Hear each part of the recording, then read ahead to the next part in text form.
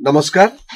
राजनीतिज्ञ माने राजनेता माने सेमानक भितरे कथा कटाकटी बादानुबाद विरोध ये साधारण कथा एवं विशेष करी विधानसभा भितरे विधायक मानक भितरे जुक्तितर्क कथा कटाकटी एवं समर्थन एवं विरोध ये गोटे अति साधारण कथा किंतु आज मु एपरी एक विषय आपण मानक आगे उपस्थापन करी जो सहमति मिली दलगत निर्विशेष दलमत निर्विशेष समस्त गोटे कथा को समर्थन कर जोरदार समर्थन कर आसतु ताले आज से विषय आलोचना करबा। आलोचनार विषय हेउची जे विधायक मानकर दरमा एवं भत्ता वृद्धि। चलित शीत अधिवेशन रे ओडिशा विधानसभा रे एपरी एक विषय आलोचित होईची जो विषय उपरे दलमत निर्विशेष समस्ते गोटे कथार सहमति प्रदर्शन कले। समस्ते बीजेडी बीजेपी अन्य दल समस्ते राजी हेले गोटे कथार से विषय होची जे सेमानंकर अर्थात विधायक मानकर दरमा और भत्ता वृद्धि एवं सेमानंकर हाथ पांठी वृद्धि विषय रे। भारतर संविधान अधिकार देइची आर्टिकल 106 एवं 115 रे जे विधायक माने बा जो माने सांसद अछंदी सेमाने सेमानंकर दरमा एवं भत्ता आदि निर्धारण करि परिबे एवं से संक्रांत रे आईन तयारी करी सेही अनुसार निज निज भितरे सेमाने दरमा स्थिरीकृत करी सेमानको बंटन करा जाई परिबे। एकथा सेमानको अधिकार दिया जाईछि किंतु साधारण जनतार सेवक हिसाब रे सेमानंकर जो त्याग रहिबा कथा जो सेमानंकर अवदान रहिबा कथा से कथा मध्य ता भितरे नैतिकता दृष्टि से निजे आनिबा कथा जेतेबेले सेमाने निजर भत्ता बा निजर दरमा वृद्धि विषय आलोचना करछुंती। ए संपर्क में मु आपनको किछि वर्ष पछको नै जिबी ये पाखापाखी विंश शताब्दीर आरंभ रे द्वितीय दशक रे 1923 मसिया रे कथा हेतिला जेतेबेले कि मद्रास प्रेसिडेंसी एवं बॉम्बे प्रेसिडेंसी जो माने मंत्री थिले सेमाने निज तरफ रु कहिले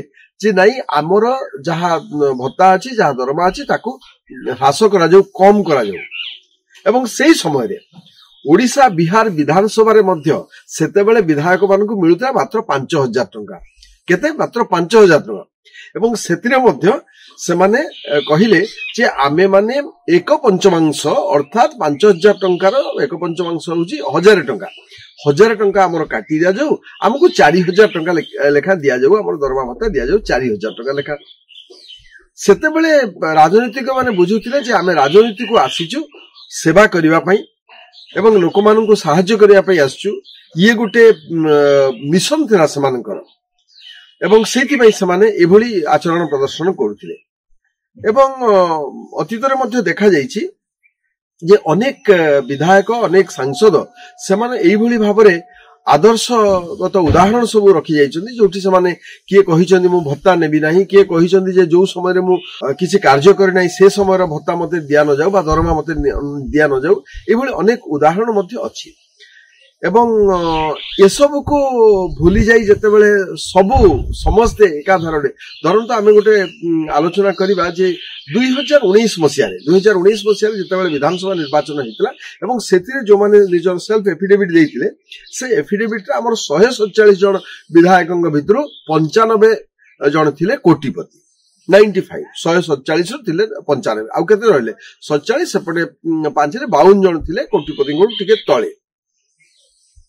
2024 जो निर्वाचन है 2024 निर्वाचन जो देइचंदी समाने निजर एफिडेविट करिचंदी से एफिडेविट समाने लिखिचंदी जे जहा लिखिचंदी सेही अनुसार हमर 107 जन होचंदी कोटिपति आउ रहिले केते बाकी रहिले 40 जन पुनी ए जो माने 107 जन निजे कोटिपति बोली कहिचंदी आपण माने जानि जंदी जते बेले समाने परवर्ती समय हमें देखुचु जे विधानसभा निर्वाचन बेले समाने जहा एफिडेविट देइथानी परवर्ती समय रे अनेकक क्षेत्र रे धरा पड़छि जे जो माने जहा देइचंदी तांको ठारू तांकर रियल इनकम बा वास्तव क्षेत्र रे तांकर रोजगार यथेष्ट अधिक एवं समाने किछि किछि की काटी कुटी के समाने से अनुसार जते कम देखा जाय परिबो समाने देखांदी तेणु जो माने जेतेबेले 2019 रे आमे भाबुछु जे 95 जन थिले से 95 नुहे हुए तो तांको भितरु 120 जन थाई पारंती ଏବଂ ଯାହା ସେମାନେ ସମ୍ପତ୍ତି ଦେଖେଇଲେ ଯଦି 1.5 କୋଟି ଦେଖିଛନ୍ତି କି 2 କୋଟି ଦେଖିଛନ୍ତି ସିଏ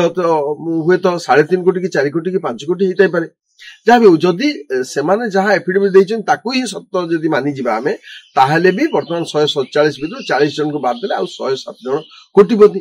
କଣ 107 ଜଣ ଯୋଉ କୋଟିପତି ଅଛନ୍ତି ସେମାନେ ସମସ୍ତଙ୍କର ଦରମା ଏଇଭଳି ବୃଦ୍ଧି ପାଇବା ଦରକାର? ତୁମେ ଯେତେବେଳେ ଭାଷଣରେ କଥା କହୁଛ, ତୁମେ ଯେତେବେଳେ ଲୋକଙ୍କ ସାମ୍ନାକୁ ଆସୁଛ, ଯେତେବେଳେ ଭୋଟ ଭିକ୍ଷା କରୁଛନ୍ତି ସେତେବେଳେ ସେମାନେ କଣ କହୁଛନ୍ତି? ଆମେ ସେବା କରିବା ପାଇଁ ଆସୁଛୁ, ଆମକୁ ସେବା କରିବା ପାଇଁ ସୁଯୋଗ ଦିଅନ୍ତୁ। ଠିକ ଅଛି, ସେମାନଙ୍କର କାର୍ଯ୍ୟାଳୟ ପରିଚାଳନା କରିବା ପାଇଁ, ସେମାନଙ୍କ ଗମନାଗମନ, ସେମାନଙ୍କ ଟେଲିଫୋନ ପାଇଁ କିଛି ତ ସେମାନେ ନେବା କଥା। କିନ୍ତୁ 2011ରେ ଯୋଉଟା ଥିଲା ମାତ୍ର 21,950 ଟଙ୍କା ଥିଲା, 22,000 ଧରନ୍ତୁ, 22,000 ଥିଲା ସେତେବେଳେ 2011ରେ ତାକୁ ବୃଦ୍ଧି କରାଯାଇକି କେତେ ହେଲା? 60,000 ହେଲା। 22,000 ରୁ କେତେ ହେଲା? ପାଖାପାଖି 3 ଗୁଣ ସେତେବେଳେ ବୃଦ୍ଧି ପାଇଥିଲା, 3 ଗୁଣ ଟିକେ କମ। ତାପରେ ପୁଣି 2017 ମସିହାରେ ଯେତେବେଳେ ପୁଣି ଆଉଥରେ ସେମାନେ ଦରମା ଏବଂ ଭତ୍ତା ବୃଦ୍ଧି କଲେ, ସେ 60,000 ଟା ହେଇଗଲା 1,00,000 ଟଙ୍କା ହେଇଗଲା।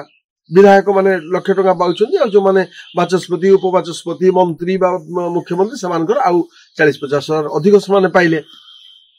ପୁଣି ବର୍ତ୍ତମାନ 7 ବର୍ଷ ପରେ ବର୍ତ୍ତମାନ ଯାହା କହୁଛନ୍ତି ସେମାନେ କହୁଛନ୍ତି 2.5 ଲକ୍ଷ ସେମାନେ ବର୍ତ୍ତମାନ ଦାବି କରୁଛନ୍ତି। ଏବଂ ଯୋଉ ପାଣ୍ଠି ଥିଲା 1 କୋଟି ଟଙ୍କା ତାକୁ କହୁଛନ୍ତି ସେମାନେ 5 କୋଟି ଟଙ୍କା ଦିଆଯାଉ ସେମାନଙ୍କୁ। ତେଣୁ ଯୋଉଭଳି ଭାବରେ ବୃଦ୍ଧି ପାଉଛି, ଯଦି ଜନତାର ସେବକ ହିସାବରେ ସେମାନେ ନିଜକୁ ପରିଚୟ ଦଉଛନ୍ତି ତାହେଲେ ସେବକର ଇଏ ବି ଦବା କଥା ନା। କାରଣ ଓଡିଶାରେ ଯଦି ଆମେ ବର୍ତ୍ତମାନ ଦେଖିବା, ଓଡିଶାର ଆମର ମୁଣ୍ଡ ପିଛା ଆୟ କେତେ? ମୁଣ୍ଡ ପିଛା ଆୟ ହଉଛି 10,600 ଟଙ୍କା ହଉଛି ମୁଣ୍ଡ ପିଛା ଆୟ। 10,600 ଟଙ୍କା ଯେତେବେଳେ ମୁଣ୍ଡ ପିଛା ଆୟ ହଉଛି, ଯଦି ଆମେ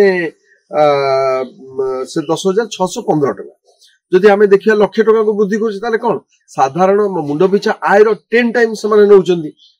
ଏବଂ ଆପଣ ଗୋଟେ କର୍ମଚାରୀ କଥା ଦେଖନ୍ତୁ, ରାଜ୍ୟ ସରକାର କର୍ମଚାରୀ ହୁଅନ୍ତୁ କି କେନ୍ଦ୍ର ସରକାରଙ୍କ କର୍ମଚାରୀ ହୁଅନ୍ତୁ, ସେମାନଙ୍କର କେତେ ବର୍ଷରେ 2 ଥର ପାଖାପାଖି ବୃଦ୍ଧି ହୁଏ, ଡିଏଟା ବଢିଥାଏ 3%, 4%, 2.5%, 5% ପର୍ଯ୍ୟନ୍ତ ବଢିଥାଏ। ତେଣୁକି ଯଦି 5 ବର୍ଷ 7 ବର୍ଷର ବି ହିସାବ କରିବେ, 756 60% ହେବ, ମାନେ 60% ବୃଦ୍ଧି ପାଇବ। ବା ଯଦି ଏକାଥରେ 10, 20, 30% ଆପଣ ବଢିପାରିବେ। ଏକାଥରେ 2.5 ଟାଇମ୍ ସେମାନେ ବୃଦ୍ଧି କରିବା ପାଇଁ ଚାହୁଁଛନ୍ତି। ତେଣୁ ଯେତେବେଳେ ଦରଦାମ ବୃଦ୍ଧି ପାଉଛି, ବେକାରୀ ବୃଦ୍ଧି ପାଉଛି, ଲୋକମାନଙ୍କୁ ଠିକ ଭାବରେ କୁହାଯାଉଛି, ଯୋଉ ଗୋଟେ ଡେଟା ଅନୁସାରେ ଯେ ଓଡିଶାରେ ଯୋଉ ଦିଆଯାଉଛି ନିଯୁକ୍ତି ମାତ୍ର 2%, ବିଲୋ 2% ଅଛି, 2% ରୁ କମ ଅଛି ଓଡିଶାରେ ନିଯୁକ୍ତି। ଶ୍ରମିକ ମାନଙ୍କ କ୍ଷେତ୍ରରେ ଟିକେ ଅଧିକା 39% ଅଛି ଶ୍ରମିକ ମାନଙ୍କ କ୍ଷେତ୍ରରେ ନିଯୁକ୍ତି। ଏ କ୍ଷେତ୍ରରେ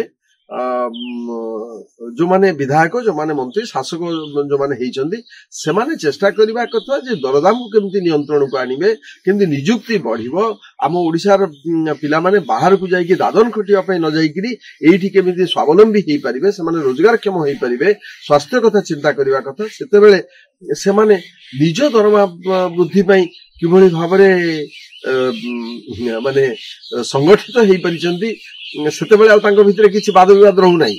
ଯେତେବେଳେ ନିଜର ଦରମା କଥା ଉଠୁଛି, ଯେତେବେଳେ ନିଜର ଭତ୍ତା ବୃଦ୍ଧି କଥା ହଉଛି, ସେତେବେଳେ ସମସ୍ତେ ଗୋଟିଏ ସ୍ୱରରେ କହୁଛନ୍ତି। ଆମେ ତ ଚାହିଁବୁ ଯେ ଏମିତି ସ୍ୱର ସବୁ ଦଳମତ ନିର୍ବିଶେଷରେ ସମସ୍ତେ ସବୁ କଥାରେ ଏମିତି ଏକାଠି ହୁଅନ୍ତୁ, ସବୁ କଥାରେ ତାଙ୍କ ସ୍ୱର ମିଶାନ୍ତୁ, ତାହେଲେ ଓଡିଶାର ବିକାଶ ସୁନିଶ୍ଚିତ ହେଇପାରିବ। ତେଣୁ ଆଜିର ଏଇ ଆଲୋଚନା ଆମେ ଏଇଠି ରଖୁଛୁ ଏବଂ ଆମେ ଅପେକ୍ଷା କରୁଛୁ ଯେ ଆପଣମାନଙ୍କର ମତାମତ ଏସବୁ କ୍ଷେତ୍ରରେ ଆପଣମାନଙ୍କର କହିବାର ମଧ୍ୟ କିଛିଟା ଅଧିକାର ଅଛି। ତେଣୁ ଆପଣମାନେ ଆମକୁ ଲେଖନ୍ତୁ କେତେ ପରିମାଣରେ ସେମାନଙ୍କର ବୃଦ୍ଧି ହବା କଥା ଦରମା ଏବଂ ଭତ୍ତା। ଆଉ ଗୋଟେ କଥା କହି ରଖେ ଯେ ଯଦି ଆପଣ ହାତପାଣ୍ଠି କଥା କହିବେ, କେନ୍ଦ୍ର ସରକାରରେ ଯୋଉମାନେ ସାଂସଦ ଅଛନ୍ତି, ସାଂସଦ ମାନଙ୍କର ଅନେକଙ୍କର ସାଂସଦଙ୍କର ହାତପାଣ୍ଠି ଖର୍ଚ୍ଚ ବି ହେଇପାରୁନି, ଅନେକ ବିଧାୟକଙ୍କର ହାତପାଣ୍ଠି ଖର୍ଚ୍ଚ ହେଇପାରୁନି। ଏବଂ ଯଦି ବିଧାୟକଙ୍କର ହାତପାଣ୍ଠି ଖର୍ଚ୍ଚ ହଉଛି, ସେ ହାତପାଣ୍ଠିରେ କିଭଳି ଭାବରେ କାମ ହଉଛି ଏବଂ ସେଥିରେ କେତେ ଦୂର ଲୋକ ଲାଭାନ୍ବିତ ହଉଛନ୍ତି ଏବଂ କେତେ ବିଧାୟକଙ୍କର ହାତପାଣ୍ଠି ତା ଦେହରେ ବଢୁଛି, ବ୍ୟକ୍ତିଗତ ହାତପାଣ୍ଠି କେତେ ବଢୁଛି, ତା ମଧ୍ୟ ବିଚାର କରିବାର କଥା। ତେବେ ଆଲୋଚନା ଆମେ ଏଇଠି ଶେଷ କରୁଛୁ ଏବଂ ଆଶା ରଖୁଛୁ ଯେ ଆପଣମାନେ ମଧ୍ୟ ଆପଣଙ୍କର ମତାମତ ଦିଅନ୍ତୁ। ନମସ୍କାର।